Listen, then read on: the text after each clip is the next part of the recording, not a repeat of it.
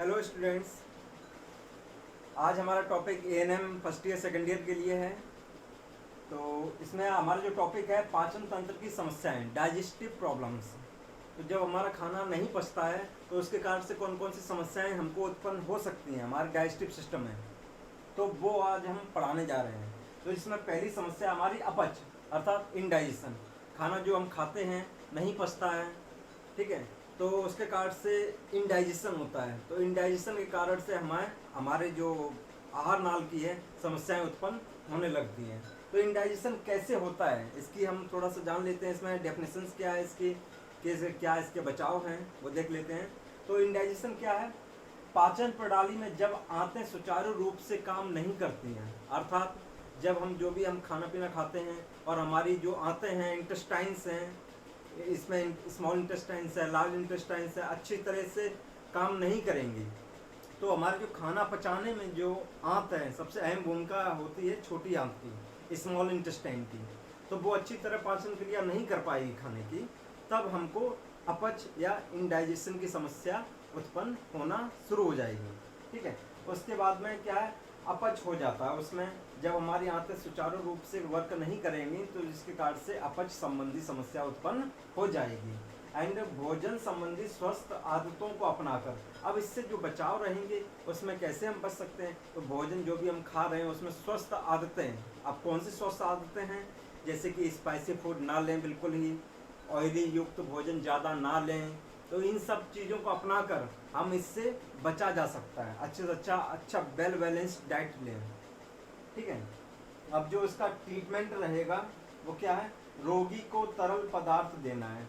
जो इसको बचाव में हमें जो पेशेंट रहेगा जिसको इंडाइजेशन की समस्या से ग्रसित है, वो अपच की समस्या से ग्रसित है, तो उसको हम क्या देंगे, रोगी को तरल पदार्थ, उसको जो पेशेंट है उसको तरल पदार्थ देंगे, ठीक है, लिक्विड वाला भोजन देंगे।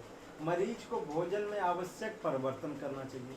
जितना जो भी वो डेली ले रहा है, हो सकता है वो पेशेंट बाहर की चीज़ें ज़्यादा खाता हो, तो उसको हम बाहर की चीज़ें इग्नोर करवाएंगे, अवॉइड करवाएंगे। घर की चीज़ें, घर में बना भोजन, हरी सब्जियां, दालें, ये सब ज़्यादा हम लेने के लिए बोलेंगे। एंड रोगी को ज़्यादा से ज़्यादा पानी युक्त आहार लेना चाहिए। तो जो भी पेशेंट रहेगा इसका इंडाइजेशन का, उसको ज़्यादा से ज़्यादा पानी युक्त अर्थात जैसे कि जूस हो गया, ठीक है, एंड दालें वगैरह, ये सब ज़्यादा से ज़्यादा उसे लें। एंड अब हमारी जो दूसरी समस्या बनती है हमारी जो इनडाइजेशन डाइजेस्टिव प्रॉब्लम से रिलेटेड, वो कौन सी है, भूख ना लगना, एनोरेक्सिया, ठीक है। तो इसमें एनोरेक्सिया में क्या देखेंगे, इसको इंग्लिश में हम कहते हैं लॉस ऑफ एपेटाइट, भूख ना लगना, ठीक। तो इसमें भूख किन कारणों से नहीं लगती है, तो पहला इसका कारण है, इस स्थिति में रोगी को भूख नहीं लगती है बिल्कुल ही, वह खाना खाने से मना करता रहता है। जब भी उसे खाना के लिए बोलेंगे तो वो मना करेगा, और इसका अहम कारण हो सकता है इनडाइजेशन, ठीक है, खाना ना पचना। अगर खाना पचेगा नहीं तो उसको भूख नहीं लगेगी। एंड भूखे रहने से कमजोरी आने लगती है, और धीरे धीरे जब पेशेंट ज़्यादा लंबे समय तक भूखा रहेगा तो उसको कमजोरी आने लगेगी, जिसके कारण से क्या समस्या उत्पन्न होगी, खून की कमी हो जाएगी, और धीरे धीरे वजन कम होता चला जाएगा, उसका जो फैट है वो कम होता चला जाएगा, खून की कमी होगी और वो कमज़ोर हो सकता है, जिसके कारण से उसको गंभीर बीमारियां और उत्पन्न हो सकती हैं, ठीक है। क्योंकि एक कारण बनता है माल न्यूट्रिशन, अच्छे से भोजन ना लेने से हमारे शरीर में कई सारे रोग उत्पन्न होने लगते हैं, ठीक है। अब हमारा जो तीसरा पॉइंट बनेगा उल्टियाँ, वॉमिटिंग। ये भी एक हमारे समस्या किससे रिलेटेड है, पाचन तंत्र से, डाइजेस्टिव सिस्टम से, ठीक है। तो इसी में थोड़ा सा हम देख लेते हैं कि डाइजेस्टिव सिस्टम होता क्या है, कहाँ से शुरुआत होती है। ये हमारे मुंह से लेके रेक्टम तक इसका सिस्टम पूरा रहता है, आहार नाल है, ठीक है। तो इसमें जितना भोजन हम चबाते हैं, चबाने से लेकर स्टमक में जाने तक, स्टमक से फिर बॉडी में पाचन क्रिया होने तक, उसके पाचन के बाद में बॉडी से बाहर निकलने तक प्रोसेस हमारा पूरा डाइजेस्टिव सिस्टम का प्रोसेस चलता है, ठीक है। एंड अब इसमें आएगा तीसरा उल्टियाँ, वॉमिटिंग, ठीक है। तो उल्टी जब हम आमाशय में, मतलब आमाशय क्या, स्टमक, तो उसमें जब भोजन अच्छे से पच नहीं पाएगा, ठीक है, तो बैक फ्लो होगा उल्टी, sometimes explosion to mouth and sometimes nose, मतलब जो स्टमक कंटेंट्स है वो मुंह के माध्यम से आए और नाक कुछ थोड़ा उसका पदार्थ नाक के माध्यम से बाहर निकलना उल्टी का प्रोसेस होता है। ठीक है, तो उल्टी होगी। तो इसमें क्या होगा, जब आमाशय से अनपचे भोजन मुंह द्वारा बाहर आती है तो उस क्रिया को उल्टी कहते हैं। आमाशय का जो आधा पचा हुआ भोजन या बिल्कुल ना पचा हुआ भोजन मुंह के माध्यम से बाहर निकलता है तो उस प्रक्रिया को उल्टी कहते हैं, वॉमिटिंग कहते हैं। ठीक है, अब इसके उल्टी के कारण क्या बन सकते हैं, कॉजेज।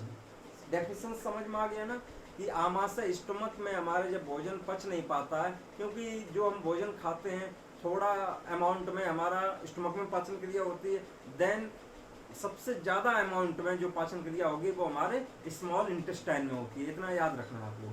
ठीक है, तो जब हमारे जैसे हमने भोजन खाया हमारे स्टमक ने एक्सेप्ट नहीं किया उसे और तुरंत ही वॉमिटिंग कर देंगे तो उस प्रक्रिया को उल्टी कहेंगे। ठीक, अब हमारा इसका कारण जो बनेगा वो क्या है, आहार नाल संक्रमण। सबसे पहला जो कारण बनेगा हमारा आहार नाल का संक्रमण। एलिमेंट्री ट्रैक्ट है उसका कंप्लीट कहीं का भी, चाहे वो स्टमक हो या इंटेस्टाइन हो या लार्ज हो स्मॉल हो, कहीं का भी इन्फेक्शन होने से। ठीक है, एंड संक्रमित भोजन द्वारा, अगर कोई फूड पॉइजनिंग या संक्रमित भोजन है, खराब हुआ भोजन है, बासा भोजन है, तो इसके कारण से भी हमको उल्टी हो सकती है। ठीक है, एंड आहार विषाणु युक्तता, अर्थात जो हम भोजन खा रहे हैं उसमें कोई भी विषाणु उत्पन्न हो, वायरस हो, बैक्टीरिया हो, उसमें पहले से ही उत्पन्न रहे। ठीक है, खराब हो गया हो, दिख नहीं रहा हो, तो उसके कारण से हमको फूड उल्टी लेने से उल्टी हो सकती है। ठीक है, एंड पाचन न होना, जो भी हम भोजन खा रहे हैं उसका अच्छी तरह पाचन ना हो सके तब हमें वॉमिटिंग हो सकती है उस कंडीशन में। ठीक है, आहार का अधिक अम्लीय होना, जो हम भोजन ले रहे हैं वो अत्यधिक अम्लीय मात्रा का होना।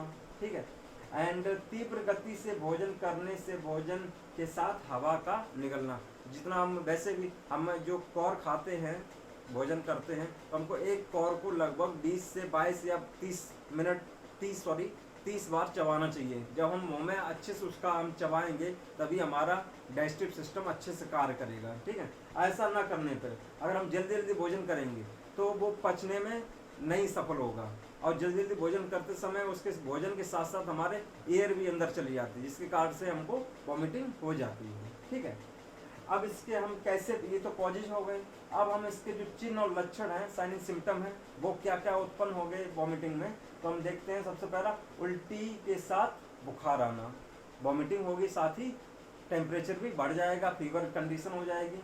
ठीक है, एंड उल्टी के साथ दस्त होना, इसमें दस्त भी हो सकता है, दस्त डायरिया भी हो सकता है। ठीक है, एंड पेट दर्द, निर्जलीकरण, और स्टमक पेन होगा, एब्डोमिनल पेन होगा, देन निर्जलीकरण, डिहाइड्रेशन, पानी की कमी होना बॉडी में। ठीक है, एंड गंभीर अवस्था, अब जब पानी की कमी होगी तो गंभीर अवस्था हो सकती है, पेशेंट बेहोश भी हो सकता है, निर्जलीकरण, कोमा में भी पहुंच सकता है जब उसको पानी नहीं मिलेगा। ठीक है, एंड साइनिंग सिम्टम क्लियर। अब हम बढ़ते हैं ट्रीटमेंट, उपचार में। इसमें हम क्या क्या उपचार, अधिक मात्रा में पेट दर्द की दवा देना। ठीक है, जब भी अकॉर्डिंग टू सिस्टमेटिक ट्रीटमेंट, इसमें हम जान लेते हैं कि जो भी हमारे साइनिंग सिम्टम उत्पन्न हो रहे हैं उसके अकॉर्डिंग हम इसका इलाज करेंगे। ठीक है, जब उल्टी साथ में बुखार भी है तो हम पैरालिटिक दे सकते हैं इसमें। ठीक है, स्मॉल क्वांटिटी में। एंड हमें सबसे पहले फोकस किस पे करना है, पेट दर्द अगर हो रहा है तो हम एंटी स्पास्मोडिक मेडिसिन देंगे पेट दर्द को दूर करने के, स्पास्म को कम करने के लिए। And ORS, oral rehydration solution. ठीक है, ओरल रिहाइड्रेशन सॉल्यूशन ORS, इसको देंगे हम। इसको घर में भी बना सकते हैं, और जो पैकेट वाला रहेगा मार्केट से भी ला सकते हैं, हॉस्पिटल में फ्री मिलता है सरकारी हॉस्पिटल्स में। ठीक है, तो उसका भी उपयोग कर सकते हैं।